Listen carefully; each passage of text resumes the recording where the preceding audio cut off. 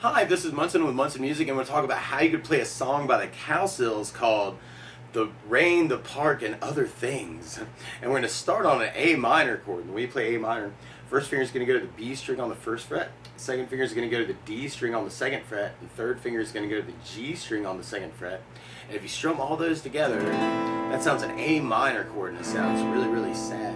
In the very beginning, it's kind of like a little keyboard intro, actually, where you may want to kind of do down killets on that chord. And what I'm doing is kind of doing it down and kind of taking my right hand and kind of throwing it at the strings to kind of kill it. So you'd be going A minor, A minor, A minor, as kind of the intro. Now, a smaller version of the A minor chord, actually, what we're doing when we play A minor is playing A, C's, and E notes. And it almost sounds like that keyboard hit would be a little bit higher. And actually, we're going to end up capoing this on 4th fret, actually, if we're slightly weird. But there's a smaller A minor chord where you could take the first finger and go over the high E on the 5th fret, B string on the 5th fret, and then G string on the 5th fret. And if you kind of strum just the G, B, and E, that's like a little A minor chord. And you might want to kind of think about using that for your intro. That sounds a lot like it. Now, a lot of times with a song like this, though, to make it more interesting and kind of support my voice, I like using something called a strum pattern. And one of my favorite strum patterns for a 4/4 like this is down, down, up, up, down, up. So if you take the A minor and just try that a lot, you got down, down, up, down, up, down, down, up, down, up, down, down, up, down, up, down, down, up, down, up. So you could kind of just strum through that intro that way too.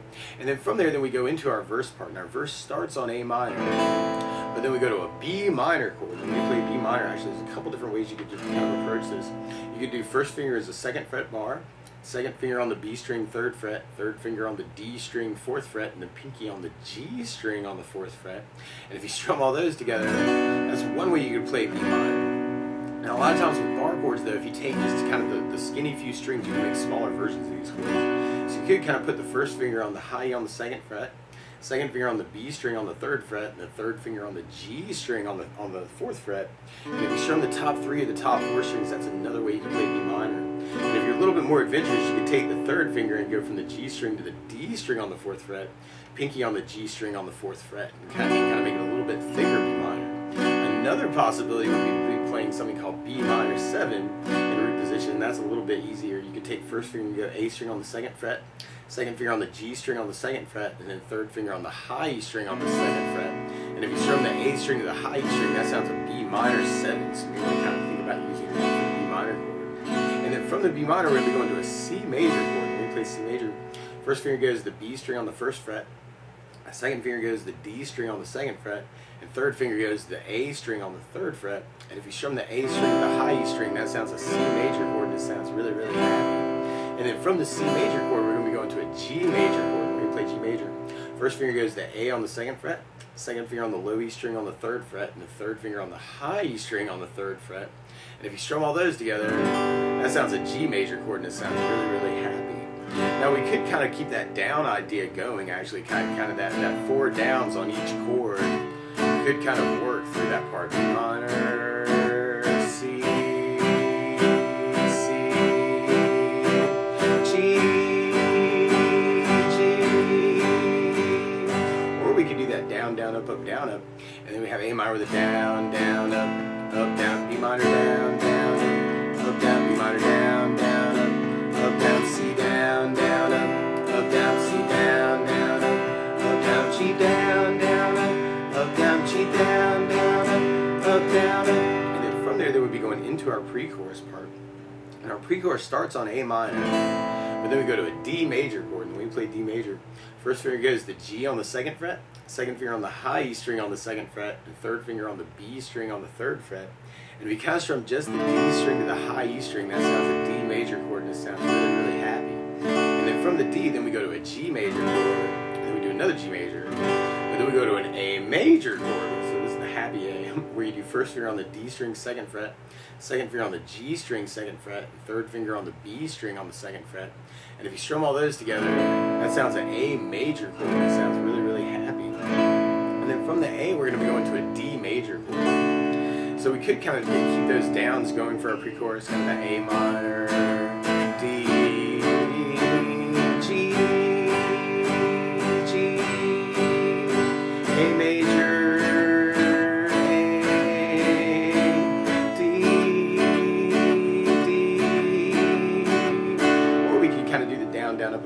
think that really kind of matches the recording a little bit better, is that A minor, down, up, down, B, down, down, G, down, up, down, G, down, down, up, down, B, down, down, up, down, B, down, down, up, down, D, down, down, up, down, D, down, down, up, down, and then from there, then we go into our chorus part. Now, our chorus does this really cool little walk up where you go from the A minor to a B minor, to the C major, and then to a D major. And we kind of do that twice.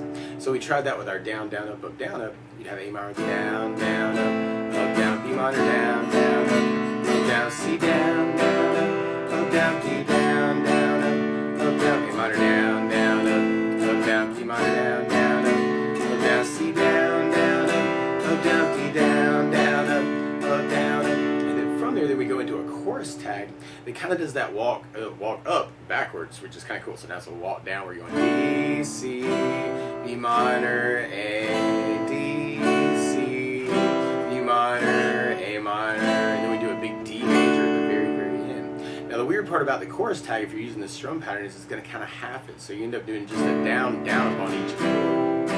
So we tried it that way. We'd have D with a down, down, C, down, down, B minor, down, down, A minor, down, down, D, down, down, C, down, down, B minor, down, down, A minor, down, down, big D, and then a harp plays. And so those are all the parts of our song there.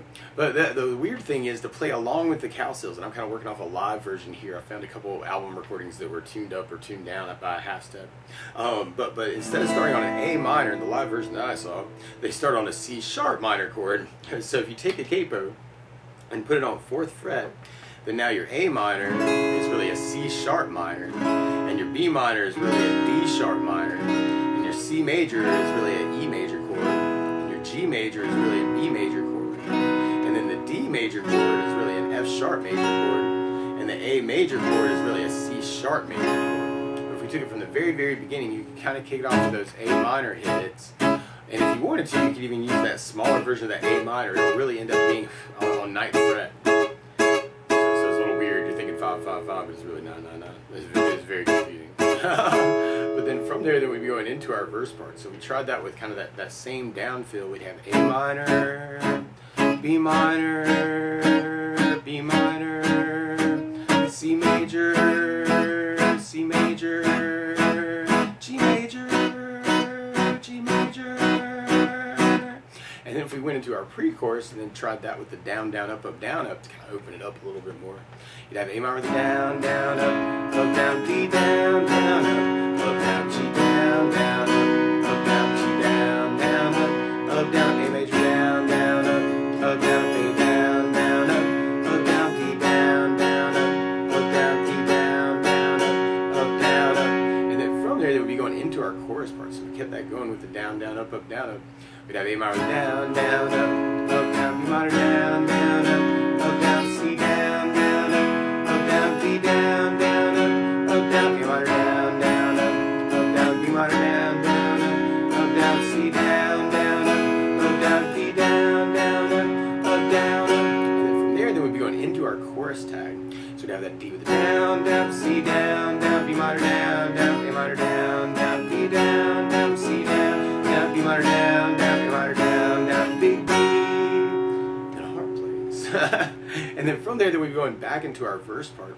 Now, one other thing I would think about adding to the song, though, is bass notes. And a lot of times on that first down, of the down, down, up, down, up, you could throw in a bass note for that chord. So on A minor, you could have an A for your bass, and then keep your down, up, down. A minor with an A bass, down, up, down, A minor with an A bass, down, up, down. For the B minor chord, you have that A string for your bass. A bass, down, up, down. On the C chord, you have the A string for your bass. C with an A bass, down, up, down. On the G chord, you have the low E string for your bass. G with low E bass, down, up, down. And on the A major, you have the A string for your bass. And then on the D major, you have the D string for your bass. So D with the D bass, down, up, down, up. So we try that next verse with a bass down, up, down, up. We'd have A minor with an A bass, down, up, down, B minor with an A bass, down, down, B minor with an A bass, down, down, C with an A bass, down, down, C with an A bass, down, down, G with low E bass, down, down, G with low E bass, down, down, and then if we tried our next pre-chorus that way, we'd have A minor with an A bass down, up, down, D with the D bass down, up, down, to low E bass down, up, down, to low E bass down, up, down, A with an A bass down, up, down, A with an A bass down, up, down, D with the D bass down, up, down, D with the D bass down, up, down, up. And then from there, then we'd be going into our chorus part. So we try our next chorus that way. We have A minor with an A bass down, up, down, B minor with an A bass down, up, down, C with an A bass down, up, down, D with the D bass down, up, down, A minor with an A bass down, up, down, B minor with an A bass down, up, down, C with an A bass down, up, down, D with the D bass down, up, down, and then we'd be on our chorus tag. And if you wanted to, you could kind of work that as a kind of a bass down up all those chords.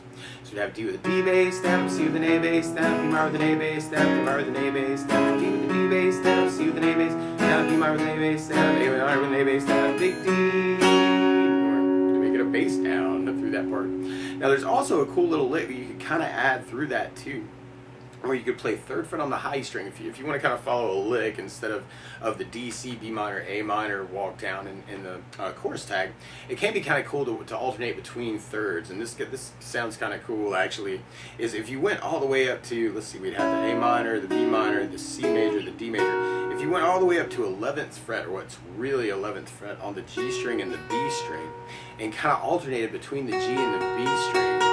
So I'm kind of going G, B, G, B, G, kind of holding down 11s together. I'm doing that third and fourth finger because of a cool little change we'll do later on. I guess, I don't know, personal preference thing. But you got 11s together, and then if you slid it down 2 frets, now I'm really on 9th fret. You could kind of do that same lick where you're going G string, B string, G string, B string, G string, B string, G, B, G, B, G, B. And then you could go to third, or what really would be 7th fret on the B string, and second finger on the 8th fret on the G string. And then from there, you can kind of take that shape, it's kind of like a little piece of the B minor, and slide it down 2 frets to the, it's so weird to be on 5th fret and 6th fret and thinking 1st fret, 2nd fret because of the capo. But you can kind of work it that way too. So with what you're really thinking is kind of 7th frets, 5th frets, 4th and 3rd, 2nd, 1st, but you're really on 11s together, 9s together, and then we got 7 and 8, and then 6 and 5. But anyway, you may want to kind of think about jumping into it that way. That might be kind of a cool lick, especially if you're kind of throwing lead stuff out on top of somebody else covering it. Just a random lick there. And then from there, then we'd be going back into kind of our verse. So if we kept our bass down, up, down, up going. And actually, let's see, that could be a cool thing too. Now something else you may want to think about doing with the song though is doing it fingerstyle. And if you're kind of slightly interested in this, basically what happens is your thumb becomes your bass player for your E and your A and your D string. Your index finger normally gets the job of playing the G string. Middle finger gets the job of playing the B string, and the ring finger gets the job of playing the high E string. And a really easy way to kind of break up the chords, or do arpeggios, arpeggio means broken chord, is to kind of go bass, index, middle, ring with our chords. So on the A minor, you'd have the A string for your bass with the thumb, and then you'd be doing index, middle, ring with your right hand. And if we kind of doubled our chords, actually, kind of A minor, we can kind of almost swing that too. And this may take a little bit of practice to kind of figure out how you can do this really relaxed. But if we tried it that way through our verse, you'd have A minor with the A bass, B minor with an A bass, and another B minor, and then C with an A bass, another C, G with low E bass, G with low E bass. So it might be kind of a cool way to kind of approach the tune too. And then if we tried that through our pre-chorus, you'd have A minor, D major with D bass, G with low E bass, G with low E bass, A with an A bass, A with an A bass, D with a D bass, D with a D bass. And then if we tried that through our chorus, then we have A minor, B minor, C major, D major, A minor, B minor, C major, D major. And on that chorus tag, then you have kind of that D one time, C one time, B minor one time, A minor one time. So that might be kind of a cool way to kind of work it too. And when you get to that big D, you could even kind of of try and make it a roll, like thumb index middle ring, actually kind of like this one motion kind of deal. And then we're basically repeating all those parts until we get to the very end. And after that last chorus tag, actually, instead of going to the D chord, we go right back to our chorus again. so we're back to kind of that A minor, B minor, C major, D major, and this is kind of where the fade happens. And you may want to kind of figure out how you want to kind of cover it. I think for myself, actually, I might carry it through the chorus tag and then kind of end there.